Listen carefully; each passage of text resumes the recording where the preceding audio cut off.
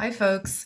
So in this video, I'm going to talk about a really common question that I get asked. I get asked this by people who are interested in becoming a menstrual cycle coach or learning this work for their own professional practice. And I get asked this question by my current students who I'm currently supporting in our community practice group. And the question is, can I support people with their menstrual cycle if I still struggle with my own? Okay, and it's a great question, and I have a lot of thoughts and opinions about this. So I'm gonna chat this through because I can also relate to it. I used to think that too. I used to think I have problems with my own menstrual cycle still, and I haven't fixed my period. So who am I to help other people with their menstrual cycle? Okay, so we're gonna talk about this, and if you can relate, I really encourage you to listen along with us because I think this is a really not really talked about topic, and I think it's a really important one to explore from different angles. So when we do this to ourselves, we can kind of, convince ourselves that we're being hypocritical, that like, oh, well, I'm still having period problems. I still have PMDD, or I still struggle with endometriosis. And I know all this stuff about the menstrual cycle and I'm, able to coach people, but does that make me a hypocrite? Like, who do I think I am to be able to help other people? And so what I would say to you is, firstly, that is comparing, right? So we are comparing ourselves to other people, even our clients, when we do that. Our clients are completely different people to who we are, and they have different access to resources than we do.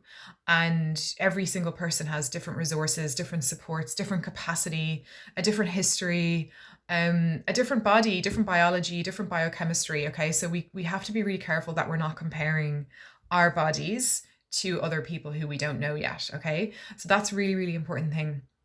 The second thing is, as a coach, you are like, you're skilled. You might be an expert in your field. You have competence. You have confidence. You're very knowledgeable.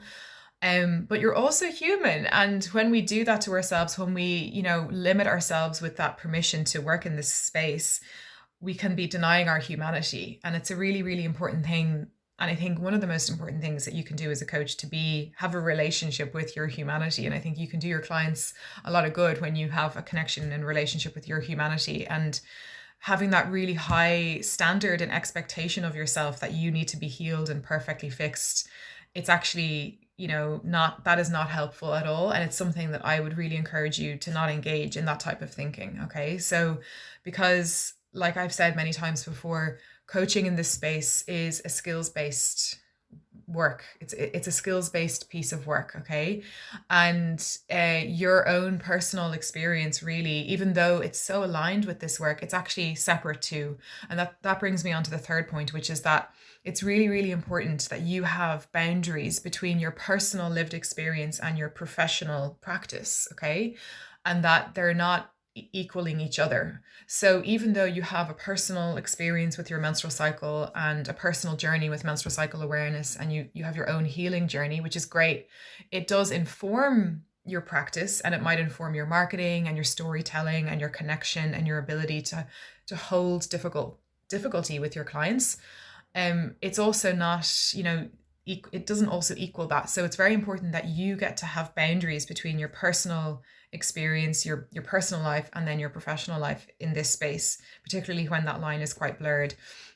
So that's something I think about a lot is, I really ask myself the question, like, what's personal for me right now? It might change, maybe someday I will share something that's personal, but to keep that question, and that you have permission to have a difficult menstrual cycle and challenges with your menstrual cycle that really don't really have anything to do with your ability and your skills as a coach. So that is how I would answer that question for you. And I also think that, and I've seen this for myself and I've seen this for a lot of other students of mine, is that when we do give ourselves permission to step into this passion, right, and this amazing job and this amazing career and these amazing skills, and to bring this work out into the world in a way that is good for our souls. I know for me, it's like, I love my job and I'm good at it and I really enjoy it, and so it's good for me to do that. And I've seen a lot of people who, when we do things that are good for us, it does benefit our health. So that's something that you might consider too.